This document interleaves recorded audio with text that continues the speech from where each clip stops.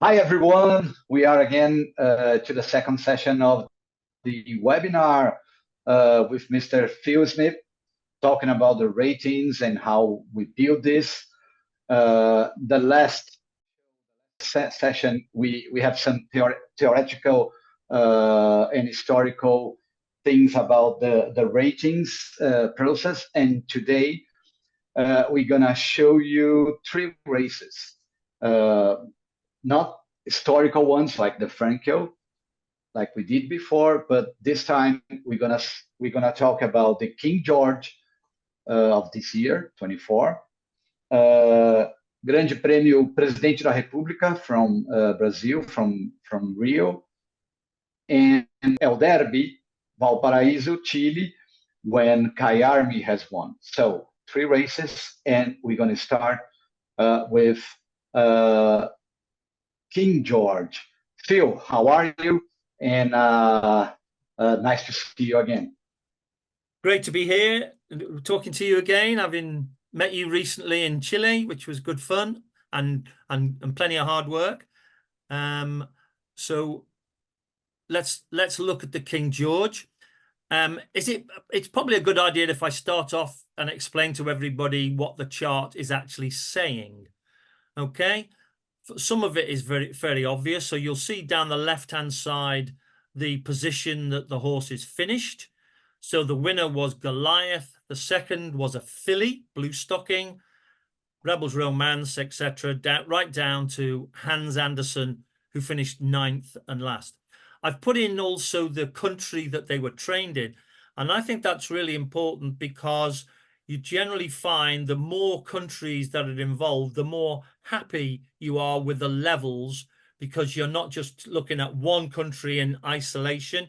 So here we've got a situation where you've got a runner that wins the race from France. You've got, as you would expect, because the race is at Ascot, you've got 5 runners from GB, and you've got 3 horses from Ireland, trained by Aidan O'Brien, who finished 5th, 6th, and 9th. You'll see that the ages are different. Okay, you've got Goliath, who's a 4-year-old gelding, and we'll come back to the fact that he's a gelding a little bit later. You've got Blue Stocking, who's a 4-year-old filly. You've got a 3-year-old in the race, Sunway, right? And you will see that the filly, the 3-year-old Sunway gets a very, very large weight for age allowance. If you look at Goliath, his weight is 135 pounds, whereas Sunway is 124. So Sunway is getting 11 pound weight for age. 3-year-olds in England and in Europe get a pretty hefty weight for age allowance in July, over 2,400 meters. Unfortunately for poor old Sunway, it didn't help him to actually win the race. Blue Stocking gets a 3 pound fillies allowance. And then you'll see the pre-race rating, the next column. So it's a little bit of a surprise, Goliath. We sort of thought Goliath was a nice horse, but we didn't realize he was quite this good, because he's gone into the race with only a figure of 113, Blue Stocking 117, Rebel Romance 123, Auguste Rodin 123, and then that right down at the bottom, Hans Andersen. Everybody knew he was going to finish last, and where did he finish? He finished last. We've been talking last time about performance figures. So here's the last 3 performance figures for the horses. The most recent performance is the one on the left. So if you look at Blue Stocking, she did 117 last time, 115 the time before, 113 the time before that. And you can see that her rating is 117, and she got that from her run last time. Then you've got the distances. So Goliath to Blue Stocking was 2 1/4. Rebels Romance 3 1/4. Sunway another 4 3/4. Auguste Rodin only 1 1/4 behind. And then you've got our figures, and you'll see that in this race, my figure is different from Ricardo's. So Ricardo, do you want to go first and explain to everybody why your figure for the winner is 123? Well, Phil, basically, I built based on blue stocking, which I think you do the same. You did the same, but my figure from blue stocking was 15 when she won by, I think, 6 lengths. She was earned a 15, and then she beat Emily Epion, I think. But in a yielding track, and I didn't think that race could improve her rating to 17 by beating Emily Epion, which was 2021 the year before, but this year is not the same horse. And then I considered blue stocking 15 doing some kind of a back handicapping, because I think the profile of Goliath, it seems to me like a one-off performance in a very good race. So, of course, being a local handicapper, probably, well, this horse won the King George, so at least 24. We have a lot of numbers in the system. My figure looks like the Gary's figures, but he had 9 pounds for the winner, so he's 24 and 15. I am 23 and 15 because I think 8 pounds is the correct margin between them. Okay, just before we go on, and I'll talk about where my figures come from, but before we do that, just to explain to everybody, right, the winning distance here is 2 1/4. Okay, if it were 2 lengths, we'd probably call it 3 pounds. If it was 2 1/2, we'd call it 4. But Goliath won the race very, very easily, right? So I felt that he was value for an extra length on top of that, and I'm guessing that you did something similar, Ricardo, with that. Yeah. So therefore, I said that the margin was 5. And then you also have to take off blue stockings, fillies allowance. So 5 and 3 is 8. So we've both got 8 difference between the winner and the second. Just that you're starting from a lower base than me, because you don't think you didn't think blue stocking was 117 from her previous race. So everybody around the world and everybody who's watching the webinar will be able to see from that. That's what causes differences of opinion from handicappers all over the world. You know, your starting position is absolutely crucial. So my starting position was a little bit higher than Ricardo's. Ricardo's was a little bit lower than mine. And as a result of that, right, his figures are £2 lower. And I understand totally why you were saying that. You were worried, I think, Ricardo, about giving Goliath too much credit for this win. He's gone into the race on 113, right? And all of a sudden, he's beaten all these fantastically good horses. And handicappers all over the world, when this happens, always think to themselves, you know, is this a one-off? We hate one-off performances. Is that roughly what your thinking was?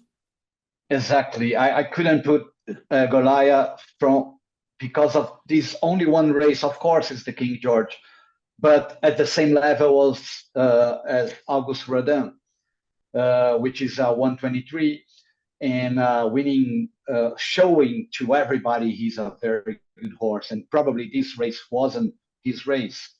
And building like this, Goliath would be 123, Auguste Rodin 123 at that time. So at the same level, not. And I found a reason by building with blue stocking 2 pounds below in the last race.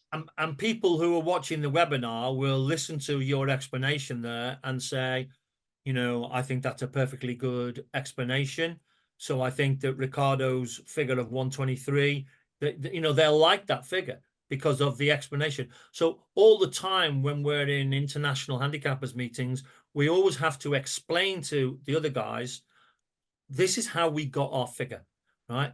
And you have to put up a very good argument so people will listen to your argument and they'll either agree with it or they'll disagree with it.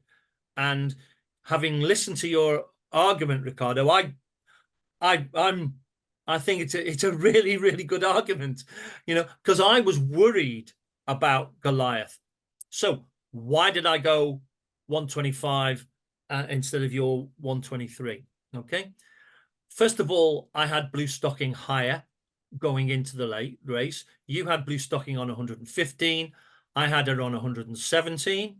So therefore, I was starting from a higher base than that. Right. My second reason is that this was an amazingly fast time. I think the time was 2.27 seconds faster than standard. The ground was good to firm, good in places. Although the trainer of Auguste Rodin, right, and who's also the trainer of Luxembourg, he believed that the ground was soft. Now, the times tell me that the ground absolutely was not soft. The ground was good to firm, because you don't get races run over 2 seconds faster than standard on soft ground. There has to be good or good to firm ground.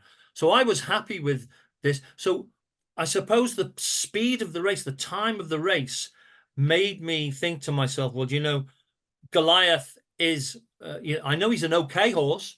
I just didn't know whether he was going to be able to do this. There was another aspect of the race which was interesting, and that is that Goliath was slightly off the pace, and they went a very, very fast pace.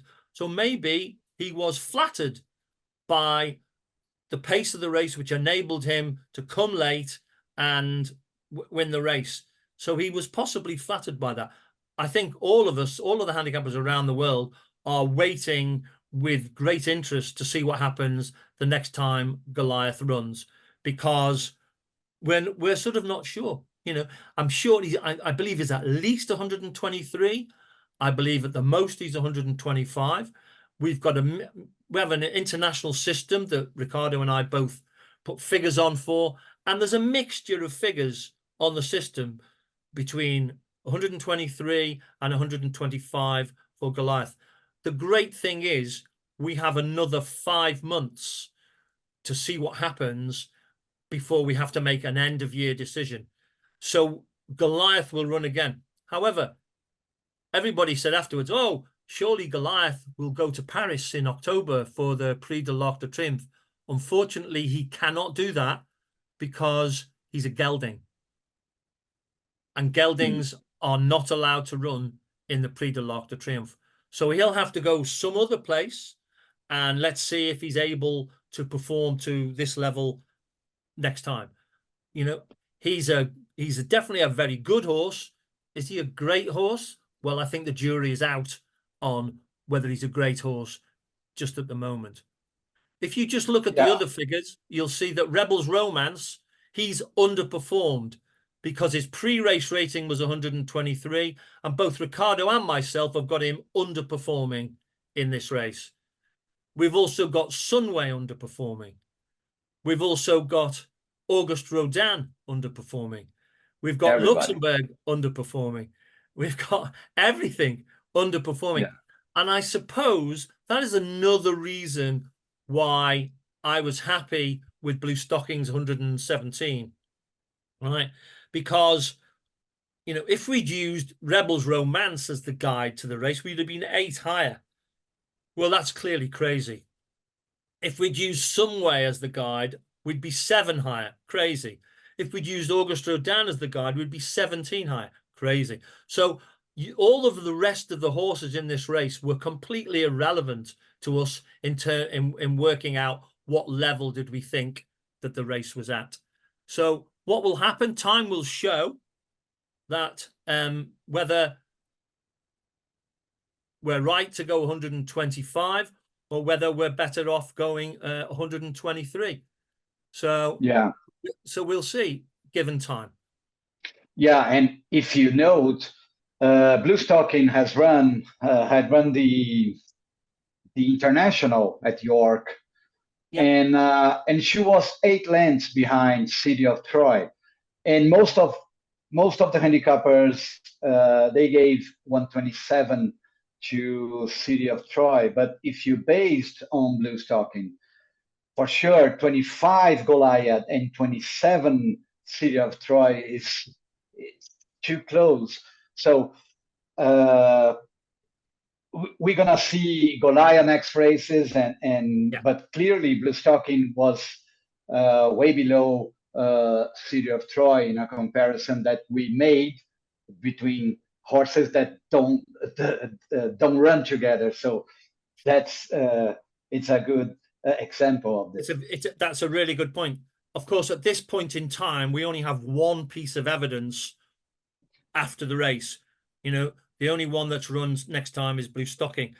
In Blue Stocking's next race, she ran at 2,000 meters, rather than 2,400 meters. Exactly. I think most people believe that she's possibly better at 2004 rather than 2, but it's still a bad sign. There's no question. I was disappointed when I saw what happened to Blue Stocking when she ran at York, because I was hoping that she would run another nice race on the, at least 115 level, maybe 117 level, so that we could say we're happy with the Goliath figure. But at the moment, I think the jury's out on Goliath. Would you say that's fair point, Ricardo? Yes, it's a fair point. But it's a good example how things are not the same for everyone. And then at the conferences to decide which is the final number, it's like this, exactly as Phil said. We have to give some reasons, and then we have a vote. People vote. So it's not simple like put your number and that's it. It's more than this. Yeah, I think the other thing that I liked about the race, it didn't get me to my figure of 125, but it made me sort of more confident that the figure was going to be okay, was the fact that there are horses in this race from 3 different countries. Yeah, we're always quite taken when you got a race where the best horses from 2 or 3 or even 4 countries run against each other. And also the other thing that I think we like as well, Ricardo, is we like it when 3-year-olds run against 4-year-olds and run against 5-year-olds. When you get different age groups, when you get different countries, it just gives you a little bit more confidence about the level. Was that fair? Is that a fair comment? Fair comment. And let's move on to the next race, Phil. Absolutely. So I'm gonna share the Presidente da República, okay? So it's a race in Rio. It's a mile race for 3 and up. We here in South America, especially Brazil and Argentina, we have the main race, which is a 12 furlongs race. Then you have the mile normally. Then you have the 2,000 meters for mares, and you have the 1,000 meters for sprinters. So that's the main mile race in Brazil, in Rio. It's the race before the GP Brazil. Yeah, absolutely. So, it's a great race. My thinking in this one, right, was to use the winner as my guide. His rating is 116. He's done it twice in his last 4 runs. So my starting position was to think that maybe London Moon has repeated this figure of 116. It's then just a question of what you call the margin of victory. And it's interesting. I thought that London Moon won pretty easily, so I've given him the credit of an extra 1. Whereas Ricardo, you've called the margin 4. I've called the margin 5. I felt London Moon was a pretty easy victory, was a pretty easy winner. And so I had Bien Sereno 111, you've got him 112, right? And then what you've then done is you've called the neck, the 0.25, you've called that 2, and I've called that less than 2. 1. Yeah. In my opinion, why? First of all, which is very important, it's London Moon was approved in Hong Kong the year before as 116 horse. So everybody in the world recognizes his level. So and he winning again a horse which is 112, a very consistent horse, Bien Sereno. For me was clearly 16-12. So both horses running the same level. And I think the only horse that threatened a little London Moon was Bien Sereno. Ushuaia Ibiza was third, but he was beaten, nobody thinks that Ushuaia Ibiza was gonna win that race. So that's why I stretch a little between to separate the first 2 horses from the others and making the construction of the ratings clear and using the first 2 horses running the same pre-race ratings, which is just perfect for handicappers. Okay. Now, the one thing that people will notice is if they look at the horses that finish 4th and 5th, Compañero Leal and Notavel, right? They've overperformed in this race. Now, we're always really scared of promoting horses that finish 4th and 5th, right? Because you'll see that what we've had to do is promote Compañero Leal from 103, me 107, Ricardo 108. Notavel, he was 100 before the race. If you look at the pre-race rating column, I've had to promote him by 6 up to 106. Ricardo's had to promote him 7 up to 107. Where, we will look at it, we will come up with these figures, and straight away, I'm guessing we both had doubts about the quality and the accuracy of our figures, because we don't like suddenly promoting the 4th and the 5th horses, right, who've been actually pretty well beaten. So, but for me, the alternative was to say that London Moon underperformed. If we were going to use, for example, Compañero Leal as the guide, we'd have had to give him 103. Well, all of a sudden, London Moon is 112. And I just don't believe that. London Moon has won this fantastic race in Brazil. He's been 116 twice. His rating's 116. He's won the race comfortably. Let's give him the credit, right? But what we'll do, of course, is we'll look at all these horses over the next few months and see what they do. Exactly. And it's what we call maybe making collateral changes. So when these horses run next time, we'll see where they finish.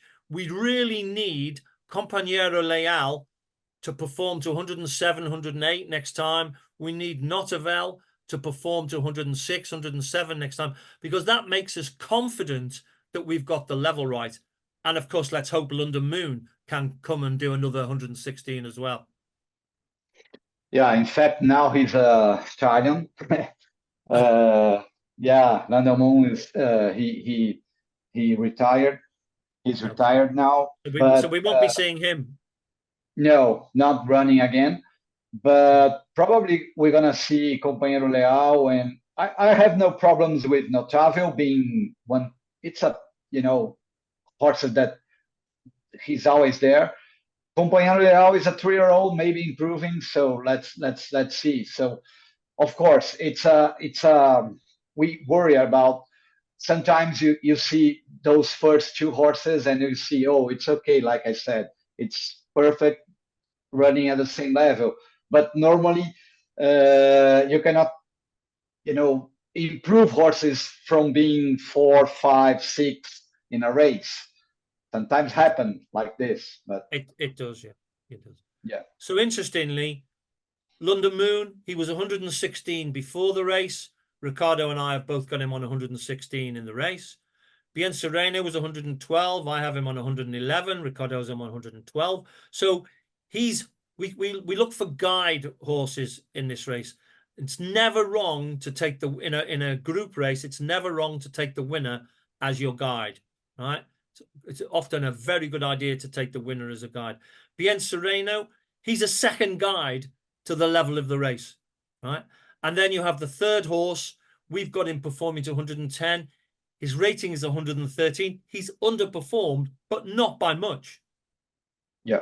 So all of these factors give us confidence about the accuracy of the figures that we've come up with.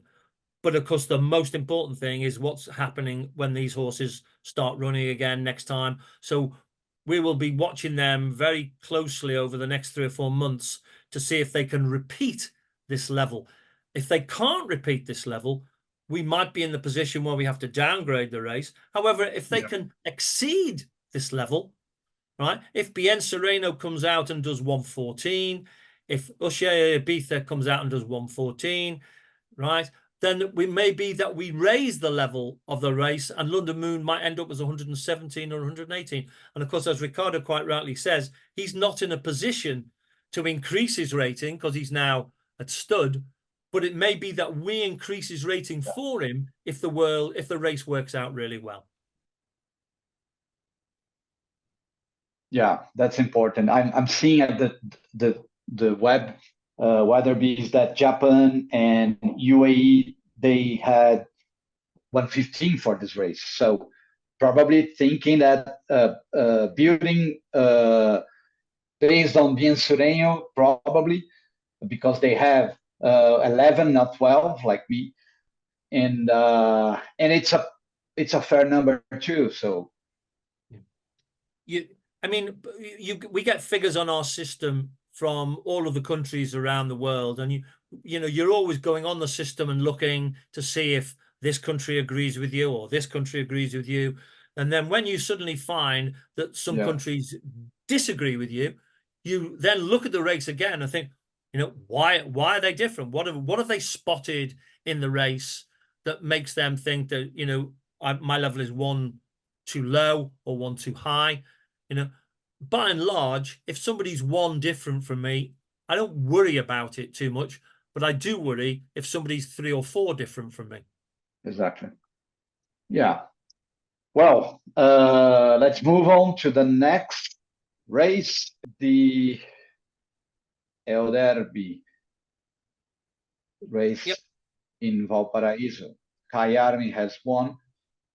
Let me share this. The Chilean 3-year-old, we have a lot of complaints, and we need to give some explanation how a Triple Crown winner in Chile like Kayarmi wouldn't be above 120s. You gave some explanation alive in Chile, and let's talk about this race. Okay, well, we mentioned earlier when we looked at the King George in England that there were horses in that race from 3 different countries. When you get the best horses from a number of different countries running in a race, then you are more inclined to think that the quality is high. In this race, obviously, there are 11 runners, but they're all from the same country. If there'd been a horse in the race from Argentina or from Brazil, to give us another aspect of form, then I would have been happier to go higher, I think. The second element of the race is that all of these horses are 3-year-olds. And again, in the races that we've looked at so far, the other 2 races, we had a mixture of 3-year-olds and 4-year-olds in those races. So as soon as you get horses from 2 different generations running against each other, you're more confident about choosing a high level. As soon as you get horses from more than one country running against each other, you're more confident about going a high level. In this race, as soon as I saw that it was for 3-year-olds only, as soon as I saw that the race was for only, well, the only horses that turned up were Chilean horses, then straight away I have concerns about the level of the race. My next concern is if you look at what we've had to do, the third horse, Daktari, was 104, right? We've both improved him 3 to 107. And the fifth horse, Ivan Dietrich's rating was 98. And we both had to improve him by 8. Right? So here we've got the fifth horse has gone up by 8 just to get K-Army on 118. If we decided to go 120 or 122 for K-Army, then Ivan Dietrich would have had to be 108 and 110. I'm always very, very scared and reluctant putting up a horse that finishes 5th by 10 or 12. Because in my experience, you know, it's the horse is flattered by getting so close to good horses. So I was always a little bit wary of Ivan. Ivan Dietrich is the sort of the horse that concerned me in this race about the level. What about yourself, Ricardo?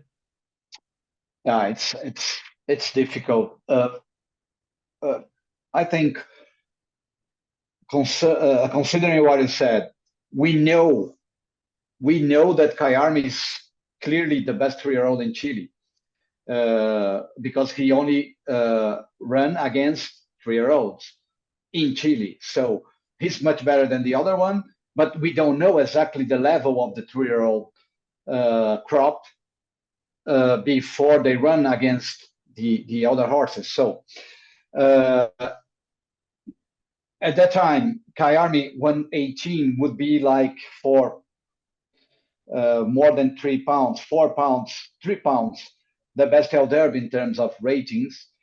And the only reason that we have is the confidence from the local handicappers that they say, look, this horse is much better than the other ones.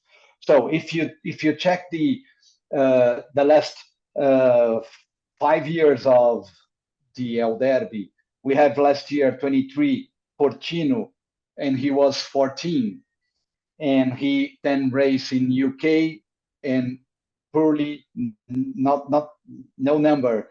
The year before, Affili, Nenúfar Azul, 109, has never reached the same level. Preparante in 21, he was 13, never reaches again the same level. War Breeze, he was 14, the same situation. And back in 2019, we have Japrimo, who was a grade 15, and he was second in a grade 2 in United States in July of 2019, and he receives 114 for that performance. So if one of those horses have reached some great figures abroad, or even in Chile, or even in Latin America, or something like that, would be easier to consider K-Army more than, and we are at 18, which is a tough number to approve in Hong Kong. I know what I'm saying. He's by far the best 3-year-old in the last years in Chile. So it's not my first number was 16 for this horse, exactly considering those the past performances of every single winner in the past. And but let's see. The international handicappers will struggle to approve 18 in a 3-year-old. Let's see if K-Army is running in the season in the United States. I think you make some really good points there, Ricardo, because what people have to realize is that we're always looking back at the history of these races. You know, I usually keep records going back 5 years of the levels of all of these races. And as you say, Kayami is the highest rated winner of El Derby that we've had in the last 5 years, and I suspect probably the highest ever rating for the winner of the race. So it's not an insult, but what the most important thing is he's won this race so easily. But look at the level of the second horse. When True is rated 109, right? The third horse, Daktari, is rated 104, right? We haven't got the support for Kayami to be 120, 121, 122 that we have in the King George race that we looked at earlier. There was much more solid grounds there for getting to a figure in the 120s for Goliath in that race. Whereas, you know, how do we get Kayami higher? I'd love someone to tell me, well, we think he's better than that. Well, that's not enough for me. I want you to tell me why he's better than that. Give me some proof that he's better than 118. Now, am I right in thinking that he's gone to America to race, Ricardo? Yeah, I think so. I think so. So I'm anxiously waiting for some race of this horse there. Yeah. Well, what would be fantastic is if he goes to America and starts performing to 120, 121, 122, because then we can feed that back into the El Derby, knowing that he's gone onwards and upwards. But until that happens, it's a bit difficult. The interesting thing about this race is that when obviously Kayami's not run again, but when the other horses started to run next time, they all struggled a little, right? Yeah, they are. And so what I did is I changed my figure from Kayami from 118 to 117. I changed my figures for Wentru from 109 to 108, for Daktari 107 to 106. So I actually dropped the level because initially none of these horses repeated this level the next time they won. However, in the last month or so, 3 of them have come out and won. So therefore, yeah. I changed my mind again. So I started 118. When they all struggled, I dropped it to 117. And now, when 3 of them have come out and won, I've put the level back to 118. And I think that's a really important thing about handicappers. And that is, we have to be flexible. We don't just make a one-off decision and leave it and forget about it. We're always looking back at these races to see, has the form worked out? Has the form not worked out? Sometimes it works out great and then all of a sudden it doesn't. Sometimes it doesn't work out, then all of a sudden it does. But the most important thing is to keep looking back and to be flexible, and don't be scared of changing your mind. You know, I went 118, then I went to 117, and now I'm back to 118. Nothing would give me more pleasure when Kayami runs in America and if he performs to 120, 121, that would be absolutely brilliant, and we can maybe get the level of El Derby up even higher. But at the moment, I'm comfortable with 118. And even so, will be difficult to approve in Hong Kong, probably, this number. But let's see. And another thing about the Chilean horses, I was looking back to the other derby that they have, which is the Nacional Ricardo Leon Peña. In fact, the other one is the El Ensayo, but this one is a good race too. And Kayami has won. The last year, Hakatan has won. Hakatan, we approved 15 in Hong Kong, and this horse, then he went to Hong Kong, and there was 4th in a Grade 1 back in April, and he's 111 there. So if we achieve the same level abroad, our level gonna establish. You know, if if you have horses running abroad and winning, receiving like 19, 20, 21 all the time, of course, the international handicappers would look at our races, reflecting those results. So I remember Luke Penn, which was Penfield in Hong Kong. He was 12 when he won the Ricardo Leon. The next year, the Hakato was approved 3 years after, 15. Why? Because Luke Penn receives a 16 in Hong Kong. He won a grade 1 there. So that's the way we can prove to the international handicappers that our domestic level can be a little higher if they want to receive 20s here. It's like Australia. I think you make an absolutely brilliant point there, Ricardo. You know, this race, all of the horses are trained in one country.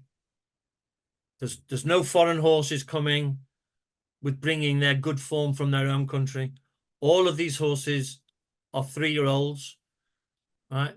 And if you look at the second, third, and fourth, their rating going into the race was 109, 104, 109, and the fifth horse was 98. So they're starting from a much lower base level. So it's very difficult to get them into 120, 125, 128 when they're starting from such a low base. They might get there one day, but at the moment that's difficult, especially with all these horses, because when they ran again after El Derby, most of them were very, very disappointing. Exactly. Well, that's it, Phil. I think we talking about some contemporary races. It's important because everybody they have these races on their mind. So we're going to do this frequently, like showing how we view the ratings and of course, if the audience, if you have some doubts, of course, you have questions about those examples, you can write an email to the OSAF, and we going to be happy to answer. It would Correct, it'd be great to get questions from people, you know, saying, well, why have you done this, or why have you done this, and et cetera, et cetera. You know, we very much like to be challenged. You know, we think that's got to be a good thing. You know, the most important thing for handicappers is you have to justify your decisions. Very, very important that we justify our decisions. We can't suddenly just say, oh, we think he's 116.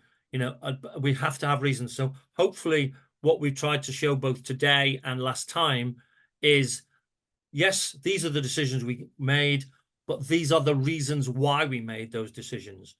Right? There has to be facts to support the decisions that we make. Perfect. Okay, Phil. So everyone, I would like to say thank you to Phil again, to spend your time explaining this for us, and we're gonna be here next time, showing more examples about ratings. And just one thing before we go is just to say, you know, I'm working very, very hard on South American races. I've been to South America twice in the last 3 months. I've been to Brazil, I've been to Chile. You know, I'm learning more and more about South American racing all the time. So hopefully I'm learning from South American racing. I hope South American racing can learn a bit from me as well. Yes, of course, Phil. Thank you very much. And next month we'll be together. Super. Bye-bye. Yeah. Take care now. Bye.